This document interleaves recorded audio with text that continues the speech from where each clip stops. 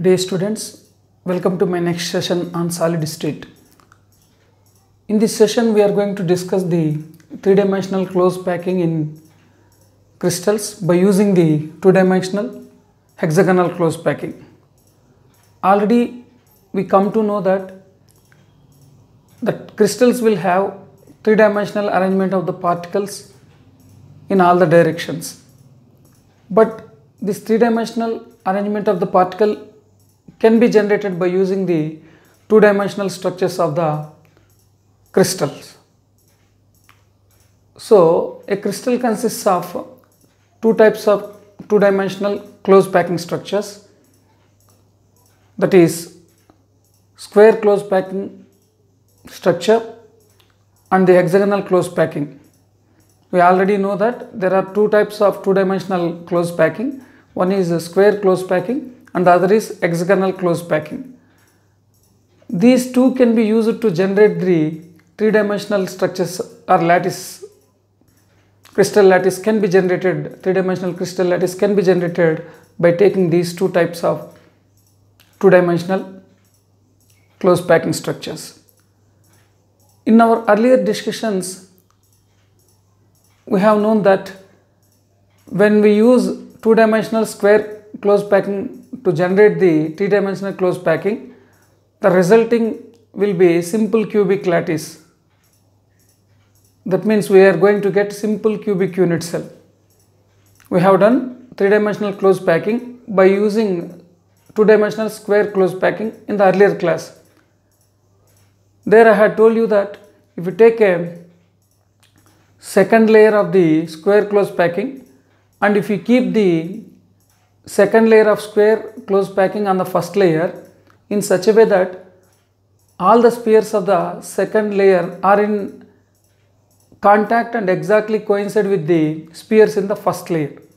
In the similar way, the third layer of the spheres, that is in square close packing, the third layer which is square close packing, the spheres are coinciding with the spheres of the second layer.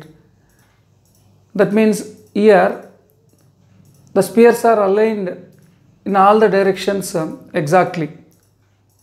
So the spheres are exactly one above the other in all the layers. So all the layers are also same. I told you that if the first layer is taken as A and second layer is also A and third layer also A and so on, because the layer of the square close packing layer is similar. We are taking all square close packing layers and we are arranging exactly one and the other in such a way that the spheres of the upper layer will be coinciding with the lower layer and lower layer will be coinciding with the upper layer. As a result, what we are going to get is AAA type is the repeating pattern and the resulting three-dimensional lattice is cubic unit cell. Simple cubic unit cell is the resulting lattice generated by the three-dimensional arrangement from square close packing. If we use square close packing to generate the three-dimensional structure, the resultant unit cell will be simple cubic. Now what we are going to discuss is, if we use two-dimensional hexagonal close packing, what will be the resulting three-dimensional lattice formed or generated will be discussed right now. First of all, let me recall actually what is meant by hexagonal close packing in two dimension. Once again I am saying that we are going to generate a three-dimensional lattice from hexagonal two-dimensional lattice. I mean hexagonal two-dimensional close packing. You know how the hexagonal close packing in two dimension exists. This was the structure that you had studied in our previous class. This is nothing but hexagonal close packing layer, hexagonal close packing in two dimension. Now these layers are used to generate the three-dimensional lattices, that nothing but three-dimensional crystal here. This is one layer. Such kind of another layer is laid on this layer a second layer will be formed. If we take one more layer and that is kept on this layer, on these two layers, we'll get third layer. That means we can stack one layer over the other. But here the second layer is stacked on the first layer, then we'll stack the third layer on the second layer. Now in this class we are going to discuss how the second layer of hexagonal closed packing layer is laid on the first layer. So I am telling that there are two steps. In first step we keep the second layer on the first layer. In the next step we keep the third layer on the second layer. Now just we are studying how the second layer is being placed above the first layer is our discussion right now in our class. Later on we move to the laying of the third layer in the next class. Now how the second layer is laid. So now what we are placing the second layer over the first layer. Placing the second layer is our discussion now. So let me take the first layer once again. Already I have drawn the first layer there. Just I am taking one hexagonal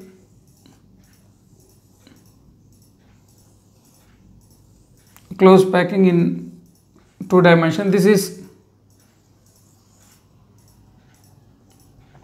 hexagonal close packing in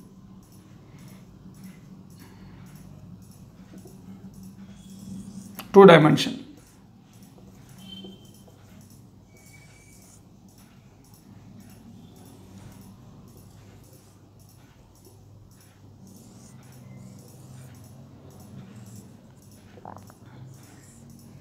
This is one layer of hexagonal close packing in 2 dimension. Once again I will show you how to draw it. So just we take the first layer of 2 dimensional hexagonal close packing. Once again I will show you.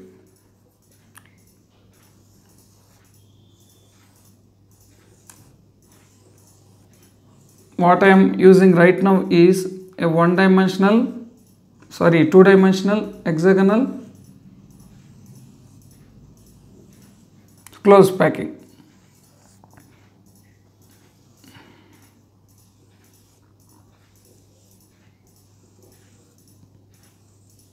This is nothing but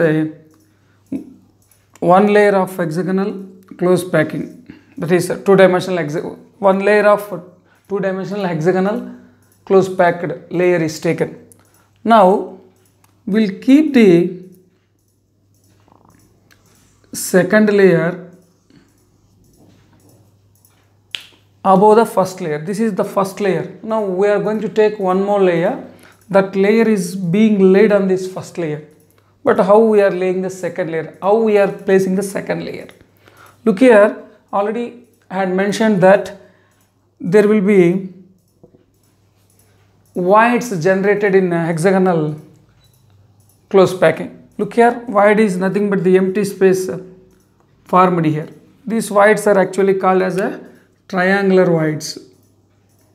Why these are called as triangular voids? Because these are looking like triangles, so that these voids are called to be triangular voids. Nothing but the empty space surrounded here, empty space formed between the spheres is called as a triangular voids.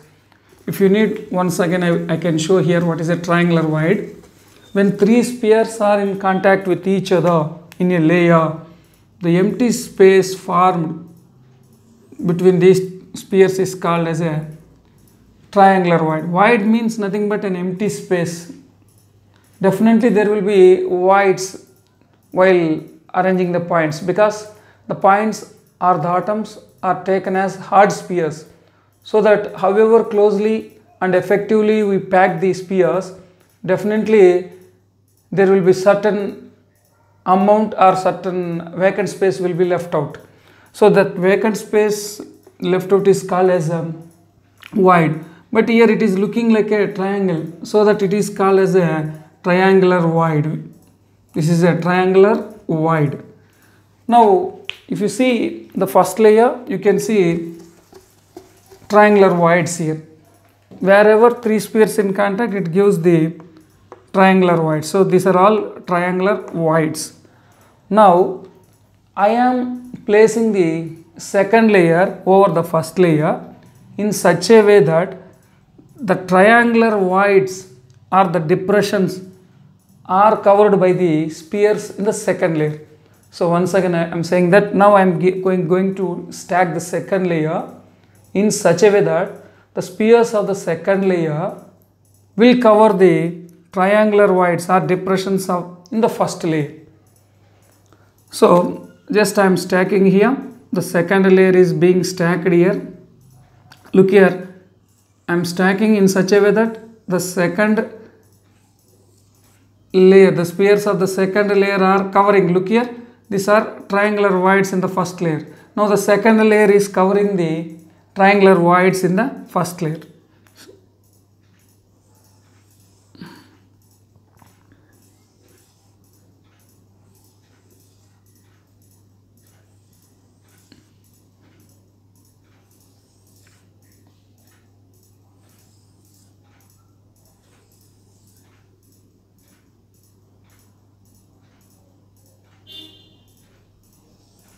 So this is the way.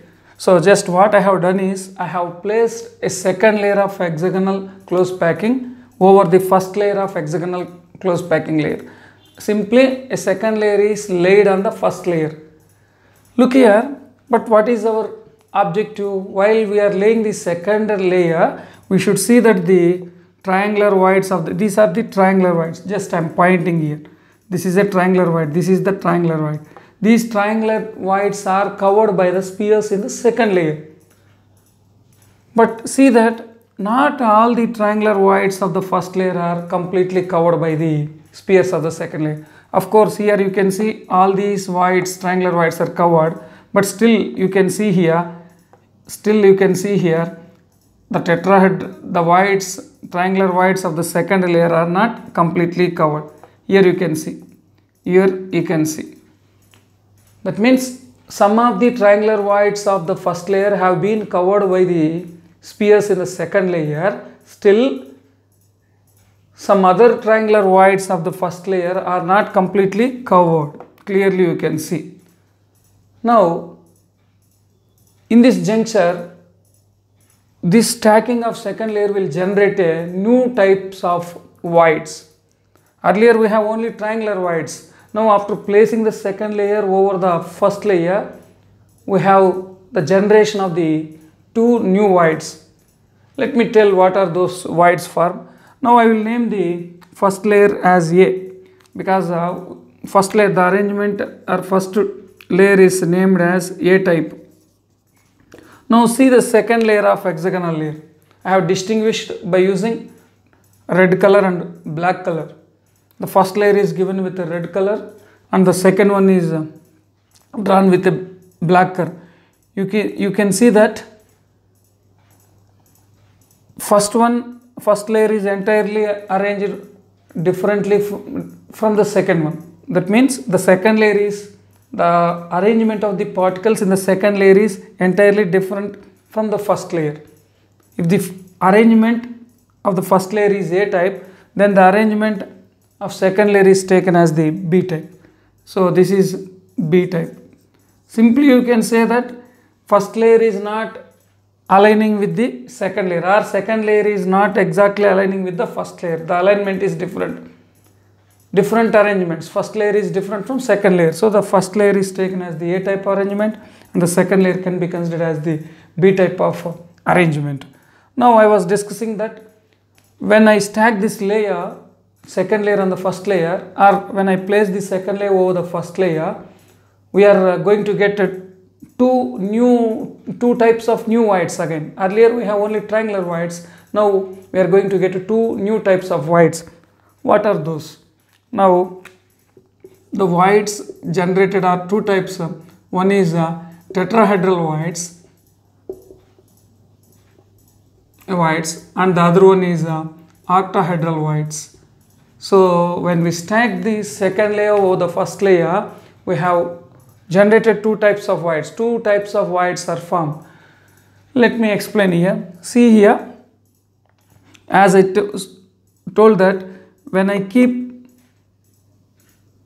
a sphere over the depression of the first layer, or when I cover the triangular void of the first layer by a sphere, still there exists a certain void. So when I try to cover the, for example, these are the spheres in the first layer. Now I am trying to cover these triangular voids by using the spheres in the next layer. So now there is an empty space, still there is an empty space, because there are 3 spheres and 1 sphere in the upper layer. Still there is an empty space. So the empty space surrounded by 4 spheres in contact with each other is known as a tetrahedral void. So what is the first void? The first void is nothing but tetrahedral void we are discussing. So tetrahedral void is formed by the combination of 4 spheres, 3 spheres in one layer, and the 4th sphere is from the upper layer. So I will show you. For example, if you take 3 spheres from one layer, this is the triangular void. You can see that 3 spheres together are generating a triangular void. Now I am keeping a sphere over the triangular void. This is the sphere in the next layer. So these 3 spheres belonging to one layer, and I am keeping one sphere above the triangular void formed. To cover the triangular void, I have used one sphere from the upper layer. These 3 are belonging to first layer and this is belonging to the second layer. But still you can see the empty space here, the empty space. Now that vacant space is called as a tetrahedral void. So the vacant space surrounded by the 4 nearest neighbors. Neighbors in the sense nearest spheres in contact with each other is known as a tetrahedral void. A tetrahedral void is formed by the 4 nearest spheres in contact with each other. But the condition is the 3 spheres must belong to one sphere, one layer, and the second sphere must belong to the other layer. So this is the tetrahedral void. But why it is called as a tetrahedral void? Look here, if you see this void here, you can see a tetrahedral void is formed. These are 2 spheres in one layer, 3 spheres in one layer, the red circles here, 3 spheres in one layer, and the 4th sphere is from the upper layer. Now why it is called as a tetrahedral? Actually, when you join all the centers of these 4 spheres, the resulting shape will be a tetrahedron. So when you join all the centers of the 4 spheres, the centers of all the 4 spheres, it is going to generate a tetrahedral structure. Look here, just this is the center, this is one center, and this is one center, and how many centers are there here? 4 centers. This is the first sphere center, this is the second. Now look here,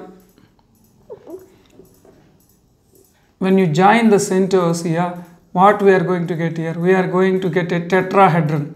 This is a tetrahedron. You know what is meant by a tetrahedron. So here the empty space is like a tetrahedron. That is why this empty space or the vacant space is called as a tetrahedral void. A tetrahedral void will be formed by the 4 nearest neighbors in contact with each other.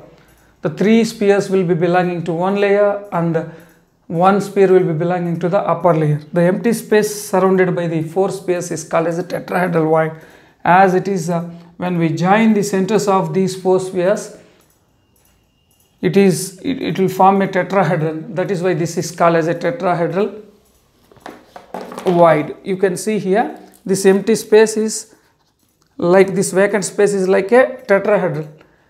That is why it is called as a tetrahedral void. So what is the number of spheres needed for a formation of the tetrahedral void? It is 4. In addition to that, if you see here, I told you that not all the triangular voids are covered by the spheres of the second layer. You can see here some of the triangular voids are not completely covered.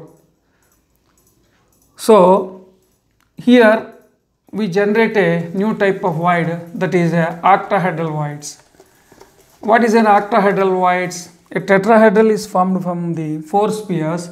Now an octahedral void is formed from 6 spheres.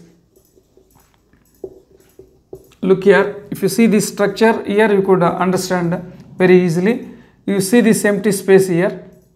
So there are 3 spheres. There are 3 spheres in the upper layer and 3 spheres in the layer below it. So now this empty space surrounded by the 6 spheres is known as a octahedral void. These spheres are belonging to the first layer. Now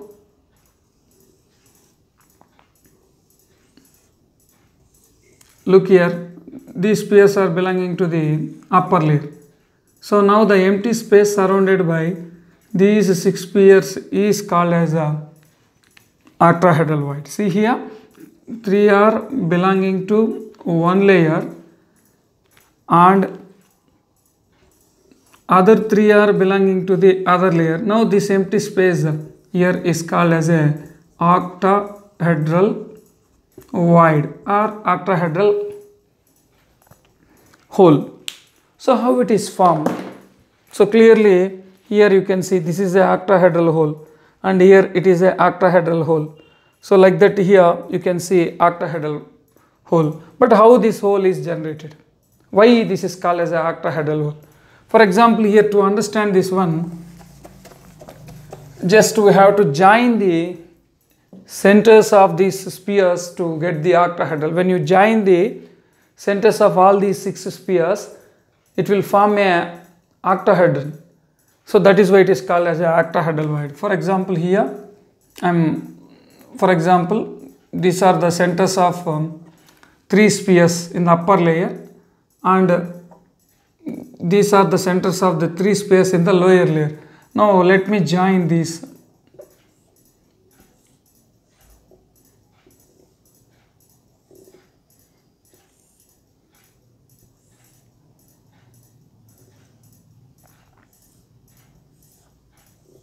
When you join all these, what we have obtained is nothing but an octahedron. This is an octahedron. So that is why it is called as an octahedral void. I will show you how it will be forming. For example, imagine these 3 spheres are belonging to one layer. Now I am keeping 3 more spheres in the next layer. Look here, now the empty space formed here is called as an octahedral void. Definitely still there is an empty space here. So 3 spheres belonging to one layer and 3 spheres belonging to other layer are stacked. The empty space surrounded by these 6 spheres is known as octahedral void. So this gap, this space is called as octahedral void. Why it is called as octahedral void already I had explained. So you can see here octahedral voids, 6 spheres, 1, 2, 3 from one layer, 1, 2, 3. Actually, when we keep the triangular voids of one layer over the other layer. So this is the triangular void of the first layer and this is the triangular void of the second layer. So here you can see this is the triangular void of the first layer and here this is the triangular void of the second layer. When we keep them one and the other, we are going to get the octahedral void. But anyway, we can say in a simpler way, the empty space surrounded by the 8 nearest neighbors is called as a octahedral void. As it is looking like an octahedron, it is called as a octahedral voids. Okay, we have understand that the arrangement of the second layer is different from the first layer and we have obtained 2 types of voids. How the second layer is laid? Once again, the second layer is laid over the first layer in such a way that the triangular voids of the hexagonal close packing of first layer will be covered by the spheres of the second layer.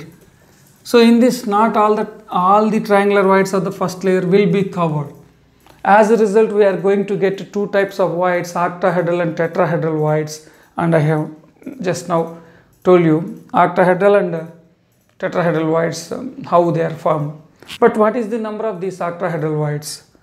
For example, let the number of spheres or atoms. Here atoms is same as spheres. Each sphere is an atom. Number of atoms. Here total number of atoms in this arrangement is equals to n. Now, what is the number of octahedral voids? The number of octahedral voids is equals to number of octahedral voids will become n. If n atoms are there, then octahedral voids, number of octahedral voids will also be n. Then what is the tetrahedral voids? Number of tetrahedral voids. Number of tetrahedral voids will be 2n. That means it is twice to the octahedral void. For example, if you have 10 spheres or 10 atoms, then the number of octahedral voids formed will also be 10. But what about the number of tetrahedral voids? It is 2a. So this is all about the information related to the placing of the second layer over the first layer. Still the three-dimensional structure is not over. Only I had explained how the second layer is stacked. Now once you stack the third layer also, then the three-dimensional close packing will be finished. But let me quickly complete. In three-dimensional hexagonal close packing, we lay the second layer over the first layer in such a way that all the spheres are, all the triangular voids of the first layer, not all, the triangular voids of the first layer will be covered by the spheres of the second layer. But I had told you that it is not possible to cover all the triangular voids. Some of the triangular voids are completely covered and some are not covered.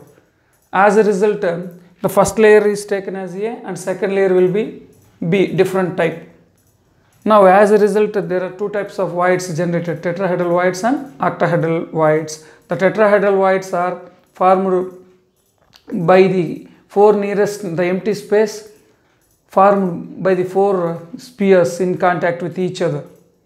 Three spheres belong to one layer and the fourth sphere belonging to the other layer. The same octahedral void is the empty space surrounded by the six spheres in contact with each other, where these spheres are belonging to one layer and the other three spheres belonging to the other layer. So now how to place the third layer over the second layer? So once we stack the third layer, we are going to get a different cubic lattices. As I said, we stack the third layer in case of square close packing, it results in simple cubic. Likewise, if you keep the third layer over the second layer, we are going to get different types of lattices. We will be discussing it in the next class. Thank you.